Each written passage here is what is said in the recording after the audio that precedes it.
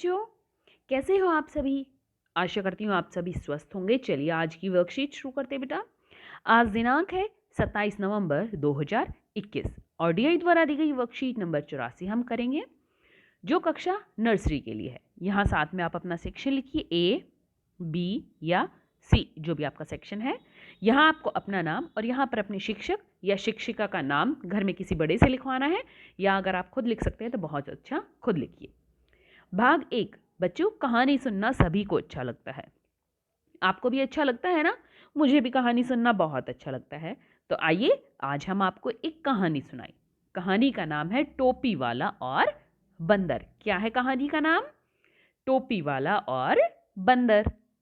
एक टोपी वाला टोपियां बेचने शहर जा रहा था। चलते चलते वह बहुत थक गया, तो उसने एक पेड़ के नीचे अपनी टोकरी रखी और बैठ गया। थोड़ी ही देर में उसे नींद आ गई। देखिए, टोकरी वाला है ना? ये टोकरी लेकर टोपी वाला इस टोकरी में टोपियां बेचने जा रहा है। लेकिन रास्ते में वो बहुत थक गया और वो पेड़ के नीचे बैठ गया और फिर उसे नींद आ गई। लेकिन उसे पता नहीं था कि पेड़ के ऊपर बहुत सारे बंदर हैं। बंदरों ने उसकी टोकरी में रंग बिरंगी टोपियां देखी और उन टोपियों के साथ खेलने लगे। तो यहाँ पर अब ये टोपी वाला तो सो गया, ऊपर बहुत सारे बंदर थे, वो रंग बिरंगी टोपियां देखकर उनके साथ खेलने लगे। सभी बंदरों ने एक एक टोपी उठाई और अपने सिर पर पहनकर पेड़ पर बैठ गए। टोपी वाले की नींद खुली तो उसने देखा कि उसकी टोकरी खाली है और सारी टोपियां बंदरों के सिर पर।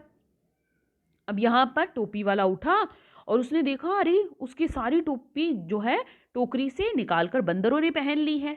ठीक है, तो आगे देखते हैं अब क्या किया उसने। टोपी वाला परेशान होकर सिर खुजलाने लगा।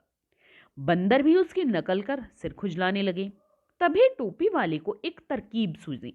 अब देखिए, यहाँ पर टोपी वाले की तो सारी टोपियां बंदरों ने ले ली, वो बहुत परेशान हो गया और सिर खुजलाने लगा। ये देखकर बंदरों ने भी क्या किया, सिर खुजलाया और उसकी नकल करने लगे वो, क्योंकि बंदर नकलची होते हैं ना। टोपी वाले ने सिर पर पहनी टोपी जमीन पर फेंक दी। बंदरों ने भी अपनी अपनी टोपियां जमीन पर फेंक दी। अब टोपी वाले ने क्या किया, अपनी टोपी उतारी और वो जमीन पर फेंक दी। सभी बंदरों ने भी ऐसा ही किया। टोपी वाले की तरकीब काम कर गई। टोपी वाले ने सारी टोपियां उठाकर अपनी टोकरी में रखी और उन्हें बेचने शहर की ओर निकल पड़ा।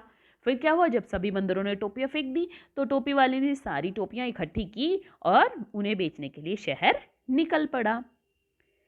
अब आपको आशा करते हैं कि आपको ये कहानी पसंद आई होगी। चलिए अब इसके बारे में चर्चा करते हैं।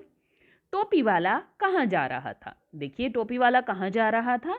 इन्हें टोपी वाला कहाँ जा रहा था? शहर जा रहा था। कहाँ जा रहा था टोपी वाला? शहर जा रहा था।